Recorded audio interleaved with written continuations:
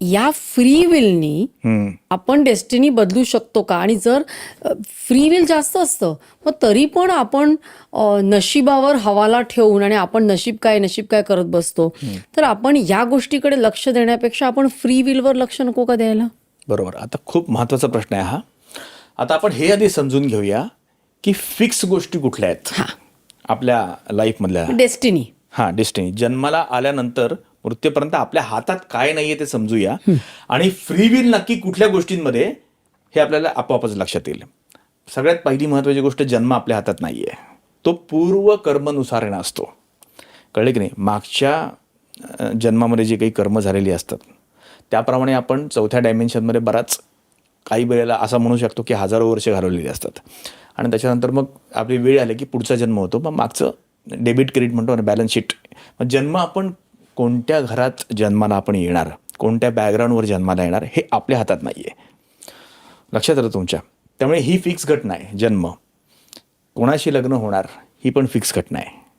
याच्यामध्ये असं नाही आहे की ज्या व्यक्तीबरोबर, ज्या स्त्रीबरोबर किंवा ज्या पुरुषाबरोबर तुमचं लग्न झालेलं आहे त्या व्यक्तीशीच तुमचं लग्न होणार असं नाही आहे. आपले शास्त्रकर्ते हे अत्यंत वैज्ञानिक होते. परमिटेशन, कॉम्बिनेशन त्याच्यामध्ये असतात. म्हणजे तुम्ही एक पॅटर्न घेऊन जन्माला आलेला आहात आणि ज्या व्यक्तीशी विवाह तुमचा होणार आहे अशा पॅटर्न असणाऱ्या 1,00,000 स्त्रिया या महाराष्ट्रामध्ये असू शकतात, 1,00,000 पुरुष असू शकतात. त्यापैकी कोणाशी तरी तुमचा विवाह होणार आहे असं त्याचा अर्थ असतो. व्यक्ती तीच असेल असं नाही, पॅटर्न तोच असणार आहे. तर पॅटर्न फिक्स असतात. जन्म आपल्या हातात नाही, विवाह आपल्या हातात नाही. तिसरी गोष्ट, कोण जन्माला येणार आहे आपल्या हातात असतं नसतं.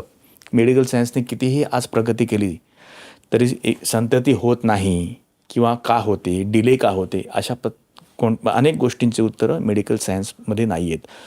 मूल जन्माला तुमच्या येणार, मुलगा होणार का मुलगी होणार, त्याच्यानंतर मग तो मुलगा हुशार निघेल का, तो कलाकार असेल का, तो स्पोर्ट्समन असेल का तो सायंटिस्ट असेल का, तो नेटफ्लिक्स बघेल आयुष्यभर, बरोबर की नाही? तर हे संतती कशी जन्माला येईल आणि ती कशी वागेल हे एका मर्यादाच्या पलीकडे तुमच्या हातात नाही आहे. ती एक फिक्स गोष्ट आहे.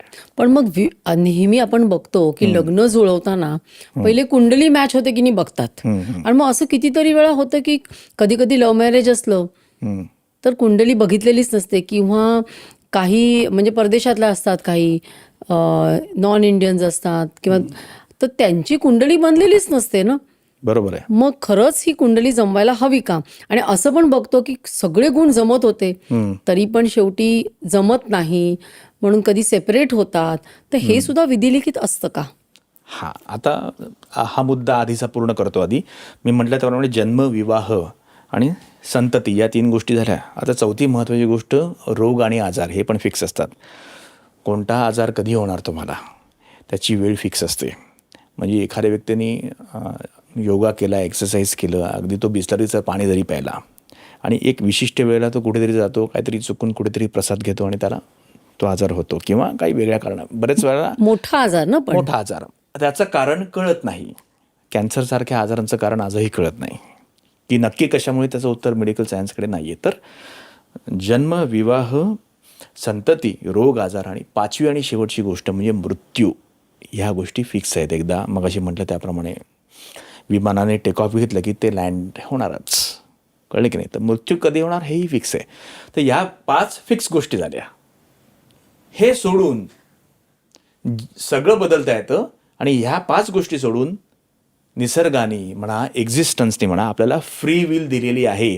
आत्ता ज्या स्टुडिओमध्ये आपण बसलेलो आहोत तिथून मी बाहेर पडल्यानंतर काय होणार आहे हे तुमच्यावर अवलंबून आहे. म्हणजे आज मी जे कर्म करीन त्याप्रमाणे माझा उद्या घडेल. बरोबर. या 5 गोष्टी सोडून सगळं बदलता येतं. बाहेर पडल्यानंतर काय होणार आहे हे फिक्स नाही आहे. आता आपण मॅच मेकिंगवर येऊया. मॅच मेकिंग हा इतका महत्त्वाचा विषय का झालेला आहे? कारण पूर्वी जी आपली समाज रचना होती त्याच्यामध्ये सहनशीलता खूप होती. ती सहनशीलता आता हळूहळू एकत्र कुटुंब पद्धती लोप पावलेली आहे. न्यूक्लिअर फॅमिलीमध्ये आपण राहतो. तर ती सहनशीलता कमी होत असल्यामुळे कॉन्सिलरची गरज जास्त आहे मॅचमेकिंगपेक्षा, कितीही तुम्ही गुण जुळवलेत, बरोबर की नाही? तर मुळात कुंडली बघण्यासाठी, 2 कुंडल्या मॅच करण्यासाठी जवळजवळ तुम्हाला सांगतो 1-1.5 तास अभ्यास करावा लागतो.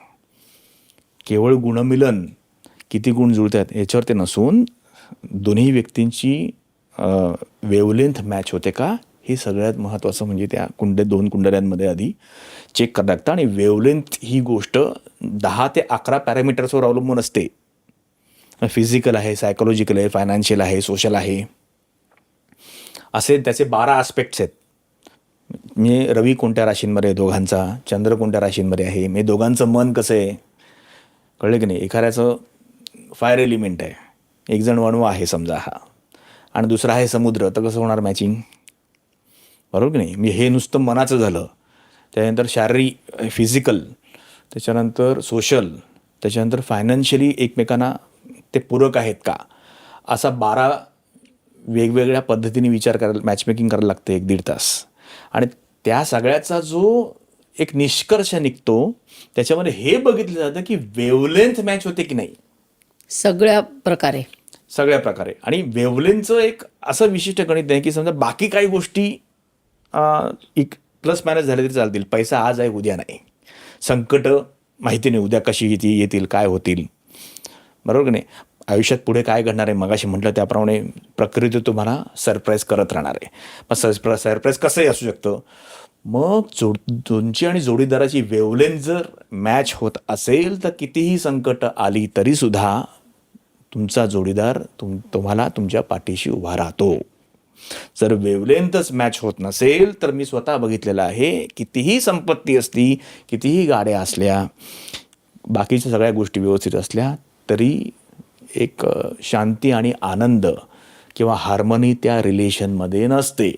आणि मी हे सुद्धा बघितलेलं आहे किंवा वेवलेंथ व्यवस्थित मॅच होत असेल आणि या बाकीच्या गोष्टी विशेष नसतील तरी लोकांकडे शांती आणि आनंद या अत्यंत महत्त्वाच्या गोष्टी काही कपल्समध्ये आपल्याला दिसतात.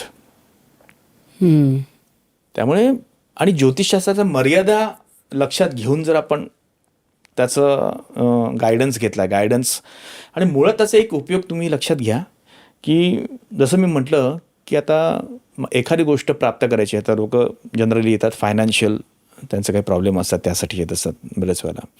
रिलेशनशिप आहे, माझी प्रॉपर्टी कधी होईल, डिले का होतो, उशीर का होतो. म्हणजे थोडक्यात काय माहिती आहे का की युनिवर्स तुम्हाला देण्यासाठीच बसलेला आहे. असं होत नाही की problem is from your side. मग जशा वेगवेगळ्या पद्धती आज विश्वामध्ये वापरल्या जातात तसं हॉरोस्कोपचा पण उपयोग आहे. हे सगळे बिंदू आपल्या शरीरावरच आहेत, आपल्या कुंडलीचे, जन्मकुंडलीचे. मग आता समजा एखाद्या व्यक्तीला त्याच्या बिझनेसचा, व्यवसायाचा स्पीड वाढवायचा असेल, बिझनेसचं रोलिंग वाढवायचं असेल किंवा इतर काही त्याला अडचणी असतील तर त्याचं सोल्युशन त्याच्या शरीरावरच आहे, ज्याला आपण म्हणू शकतो द आर्ट ऑफ ॲस्ट्रॉलॉजिकल मुद्रा. जसं योगामध्ये वेगवेगळ्या मुद्रा कॉमन, तसं हे कस्टमाइज असतं. आपली 12 स्थानं आहेत कुंडलीमध्ये, त्याच्यामध्ये 12 विशिष्ट राशी आहेत. त्याच्यावरून हा जो आपला हात आहे, हात म्हणजे रिमोट कंट्रोल आहे, त्याच्यावर पण राशींची स्थानं आहेत, कळली की नाही. तर त्याच्यानुसार काही मुद्रा तयार होतात. त्या मुद्रा म्हणजे काय असतं की या युनिवर्सला तुम्ही एक सिग्नल देता की तुम्हाला नक्की काय पाहिजे. तुमचं समजा असं धरून चाला की एखादी व्यक्ती 100 त्याचं व्होल्टेज आहे, 200 असं व्होल्टेज आहे आणि निसर्ग हा 50,000 व्होल्टेजचा एक करंट आहे किंवा सर्व्हर आहे. 200 व्होल्टेजच्या एखाद्या व्यक्तीने निसर्गाला सांगितलं की मला जरा थोडी एनर्जी पाहिजे होती, तर ते 1000 वोल्टची एनर्जी फेकली तर 200 व्होल्टच्या व्यक्तीला, कळलं की नाही, युनिटला ते झेपणारच नाही. मग अशा वेळेला होतं काय माहिती आहे का की आपण मागितलेलं असतं, त्याचं व्होल्टेज खूप जास्त असतं, तर गोष्टी आजूबाजूला फिरत राहतात पण घडत नाहीत.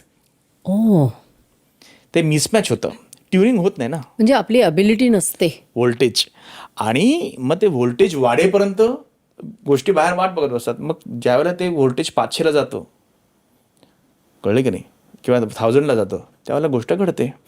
म्हणजे मुळात बघा बरेच वेळेला एखादा विचार आपण करतो की हे घडलं पाहिजे, स्वप्न असतं, आणि ती गोष्ट कधीतरी 4-5 वर्षांनी घडते, तेव्हा त्याची वेळ आलेली असते. वेळ आलेली असते म्हणजे काय, आपली वेळ आलेली असते. मग हा जो वेळ आहे हा कमी जास्त कसा करता येईल ह्याच्यासाठी पण कुंडली बघायची असते. मुख्य उपयोग त्याचा तो आहे की या 5 गोष्टी ज्या बदलणार नाही आहेत त्याच्यामध्ये समजा आपल्याला काही ताण असतील, स्ट्रेस असतील, मगाशी मी ज्या फिक्स सांगितल्या, ते कसे कमी करायचे, फायनान्शियल चॅलेंजेसमधनं बाहेर कसं यायचं. आणि कसं असतं की या ॲस्ट्रॉलॉजिकल मुद्रांचा उपयोग काय, 4th डायमेन्शनमध्ये आपण जाऊ शकत नाही, मृत्यूनंतरच जाणार. मग ती विशिष्ट पद्धतीची मुद्रा रोज फक्त 12 मिनटं केल्यामुळे काही काळासाठी ॲटोमॅटिक आपण बियॉन्ड टाईम अँड स्पेस जातो आणि ती गोष्ट वेगाने मॅनिफेस्ट होते. हा खरा कुंडलीचा एक उपयोग आहे, अत्यंत महत्त्वाचा, जो दुर्लक्षित झालेला आहे. ही क्लिप शेवटपर्यंत बघितल्याबद्दल खूप खूप धन्यवाद. संपूर्ण एपिसोड बघण्यासाठी खाली दिलेल्या लिंकवर क्लिक करा आणि सर्व काही चॅनलला सबस्क्राईब करायला विसरू नका.